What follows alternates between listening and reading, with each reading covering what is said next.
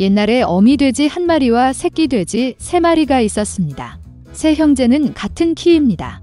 일주, 분홍, 똑같은 재미있는 꼬리로 여름 내내 돼지들은 푸른 잔디에서 놀고 햇볕을 쬐고 웅덩이에 몸을 담그었습니다. 그러나 가을이 왔습니다. 어느 날 어머니는 겨울에 대해 생각할 때라고 말씀하셨습니다. 그녀는 그들에게 큰 집을 지으라고 요청했습니다. 동생은 겨울이 아직 멀었다고 말했다. 중형은 필요할 때 자신의 집을 지을 것이라고 말했습니다. 그리고 형은 집을 직접 짓기로 결정했습니다. 남동생과 중형들은 게임을 하는 것 외에는 아무것도 하지 않았습니다. 매일 추워졌습니다. 남동생은 지프로 집을 짓기로 결정했습니다. 동생은 겨울에 초가집이 매우 추울 것이라고 생각했습니다. 그는 나뭇가지와 나뭇가지로 집을 짓기로 결정했습니다. 저녁이 되자 그들의 집은 준비되었습니다. 그들은 자신을 매우 자랑스러워했고 건물을 충분히 얻지 못했습니다. 이제 그들은 자유롭고 그들이 원하는 것은 무엇이든 할 수 있었습니다. 그들은 형에게 가서 그가 자신을 위해 어떤 집을 지었는지 보기로 결정했습니다. 형은 건물을 짓느라 바빴다. 그는 돌을 바르고 찰흙을 반죽하고 천천히 안정적이고 튼튼한 집을 지었습니다. 동생들은 직장에서 형을 찾았습니다. 그들은 그가 어떤 요새를 짓고 있는지에 매우 놀랐습니다. 형은 침착하게 계속 일했습니다. 남동생과 중형들은 그의 집을 농담하고 웃기 시작했습니다. 그들은 너무 즐거워서 삐걱거리는 소리가 단디 넘어 멀리 울려 퍼졌습니다. 형은 늑대가 소리를 들을 수 있기 때문에 조용히 해달라고 요청했습니다. 남동생과 중형은 더욱 즐거워했습니다. 그들은 형이 겁쟁이라고 결정했습니다. 그리고 용감한 두 형제는 산책하러 갔습니다. 도중에 그들은 노래하고 춤을 추고 숲에 들어갔을 때 너무 큰 소리를 내며 소나무 아래에서 자고 있던 늑대를 깨웠습니다. 불만족스럽고 굶주린 늑대는 2마리의 멍청한 돼지가 비명을 지르는 곳으로 갔다. 형제들은 즐겁게 걸으며 늑대를 얼마나 쉽게 다룰 수 있는지 이야기했습니다. 그리고 갑자기 그들은 진짜 살아있는 늑대를 보았습니다. 그는 큰 나무 뒤에 서 있었습니다. 그는 매우 사악한 눈과 커다란 이빨을 가졌습니다. 형제들은 무서워서 야른 꼬리가 가늘고 가늘게 떨렸습니다. 늑대는 점프할 준비를 했습니다. 그는 이빨을 꺾고 오른쪽 눈을 깜빡였습니다. 새끼 돼지들은 갑자기 정신을 차리고 숲을 비명을 지르며 달아났다. 그들은 먼지 구름을 일으켜 각자 자신의 집으로 달려갔습니다. 남동생은 초가집으로 달려가 늑대 앞에 문을 두드렸다. 늑대는 으르렁거리며 문을 열 것을 요구했습니다. 동생은 두려움 때문에 한마디도 할 수 없었습니다. 그런 다음 늑대가 불기 시작했습니다. 가벼운 지붕은 즉시 초가집에서 날아갔습니다. 늑대는 숨을 크게 들이쉬고 2번째로 불고 초가집은 사방으로 날아갔다. 늑대는 기뻐하며 이빨을 꺾고 동생에게 덤벼들었다. 그러나 돼지는 능숙하게 피하고 달렸다. 그는 중동생의 집으로 달려갔습니다. 형제들은 스스로를 가두어 놓고 실망스럽게 서로를 바라보았습니다. 늑대는 화를 내고 불기 시작했습니다. 집이 약간 비스듬하다. 늑대는 2번째, 3번째, 4번째로 불었습니다. 하지만 그 집은 여전히 서 있었습니다. 늑대는 숨을 크게 들이쉬고 5번째로 불었다. 집이 흔들리고 무너졌습니다. 폐허 한가운데서 한동안 문 하나만 서 있었다. 공포에 질려 새끼 돼지들은 형의 집으로 달려갔습니다. 늑대가 그들을 뒤쫓았다. 그는 이번에는 돼지가 그에게서 도망치지 않을 것이라고 확신했습니다. 새끼 돼지는 큰 사과 나무를 치지도 않고 빠르게 지나갔다. 그리고 늑대는 사과로 그를 덮은 사과 나무를 돌릴 시간이 없었습니다. 딱딱한 사과 하나가 그의 눈 사이를 쳤다. 늑대의 이마에 큰 충돌이 일어났습니다. 이때 남동생과 중남동생은 형의 집에 뛰어들어 문을 조였다. 늑대는 문으로 달려가 으르렁거리며 문을 열 것을 요구했습니다. 동생들은 무서워서 아무 말도 할 수 없었습니다. 그리고 형은 그와 그의 형들이 단단한 석조집에서 두려워할 것이 없다는 것을 알고 있었습니다. 그러자 늑대는 더 많은 공기를 빨아들여 최대한 빨리 날렸습니다.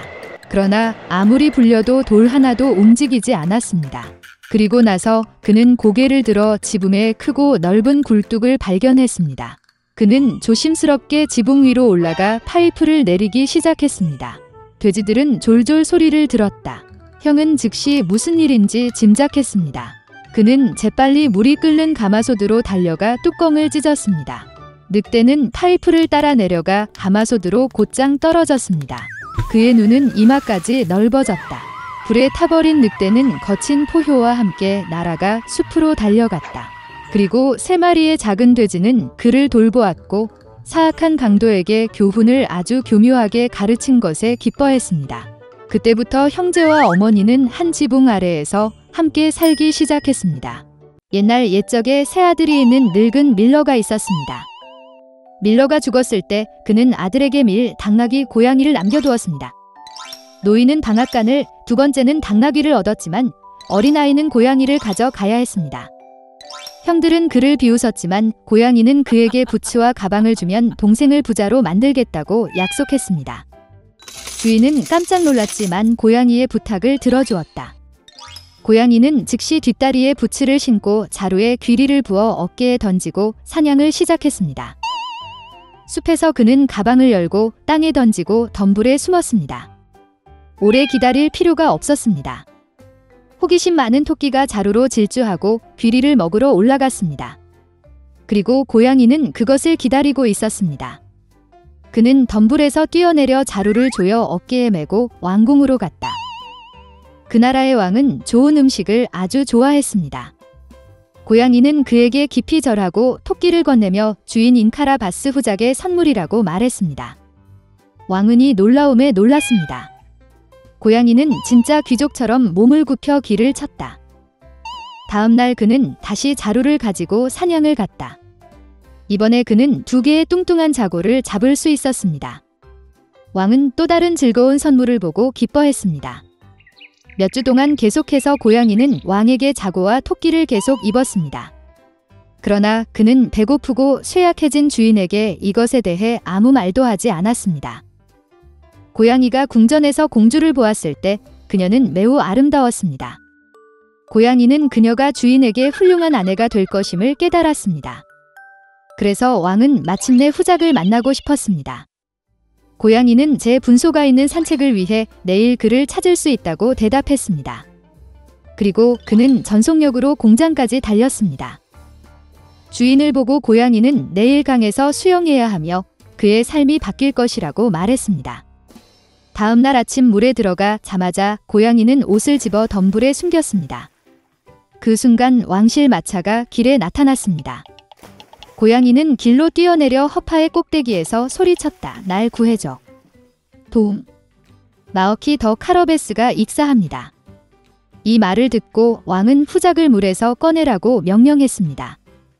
밀러의 아들은 2명의 경비원이 그를 강에서 끌어내어 따뜻한 물에 몸을 담그고 있을 때 매우 겁을 먹었습니다. 왕은 비단 옷차림을 가져오라고 명령했습니다. 밀러의 아들은 처음에는 거절했지만 자수옷을 너무 좋아해서 왕실 의상을 기꺼이 입었습니다. 왕은 그를 아름다운 공주가 앉아있는 마차로 초대했습니다. 밀러의 아들은 멍청했지만 더 이상 고민하지 않고 마차에 탔습니다. 1분 후 마차는 거대한 성에서 살았던 거인 식인의 소유였던 들판과 초원을 지나갔다. 고양이는 시간을 낭비하지 않았고 영혼은 마차 앞쪽으로 달려가 초원으로 향했습니다. 그곳에서 수학자들은 이마에 땀을 흘리며 일하고 있었습니다. 그는 그들에게 이 들판이 카라바스 후작에 속한다고 말하라고 요청했습니다. 그렇지 않으면 사악한 식인종이 그들을 먹을 것입니다. 깜짝 놀란 사신들이 대답하기 전에 왕의 마차가 세웠습니다. 왕이 그들이 누구의 초원인지 물었을 때 그들은 이 들판이 카라바스 후작에 속한다고 친절한 합창으로 대답했습니다. 한편 고양이는 식인의 성으로 곧장 갔다. 고양이의 손재주로 그는 돌담을 뛰어넘어 성 안으로 들어갔다. 식인종은 다양한 요리가 가득 찬 큰 테이블에 앉아 있었습니다. 장화를 신은 고름을 보고 그는 그런 뻔뻔스러움에 크게 놀랐다. 고양이는 거인을 놀리기 시작하고 사자가 될 수 없다고 말했습니다. 고양이가 이 말을 할 시간을 갖기 전에 식인종은 털이 많은 갈기를 가진 거대한 사자로 변했습니다. 고양이의 영혼은 두려움 때문에 그의 부츠에 들어갔지만 그는 그것을 극복하고 식인종은 결코 쥐로 변할 수 없다고 말했습니다. 끔찍한 사자가 사라지고 그 자리에 작은 쥐가 나타났습니다. 그리고 그것은 고양이에게 필요한 전부였습니다. 눈 깜짝할 사이에 그는 쥐를 잡고 잡아먹었습니다. 바로 이때 왕실 마차가 성안뜰로 차를 몰았습니다. 마차 문을 열고 고양이는 정중하게 몸을 굽히고 마어키 더 카러베스의 성에 있는 모든 사람들을 만나서 기뻤다고 말했습니다. 이 말의 놀라움으로 누가 더 무감각했는지 말하기는 어렵습니다. 이미 아무것도 이해하지 못한 왕이나 밀러의 아들. 고양이는 손님을 테이블로 데려갔습니다. 저녁 식사가 끝날 무렵 왕은 후작이 참으로 매우 합당한 사람이므로 기꺼이 그의 딸을 아내에게 줄 것이라고 말했습니다. 공주는 젊고 잘생겼고 그 외에도 부자 후작을 정말 좋아했습니다. 곧 그들은 결혼식을 올렸습니다. 그래서 밀러의 아들은 공주와 결혼하여 왕자가 되었습니다. 그들 모두는 그 후로 행복하게 살았습니다. 특히 하이 부츠를 신고 자랑스럽게 궁전을 걷는 고양이.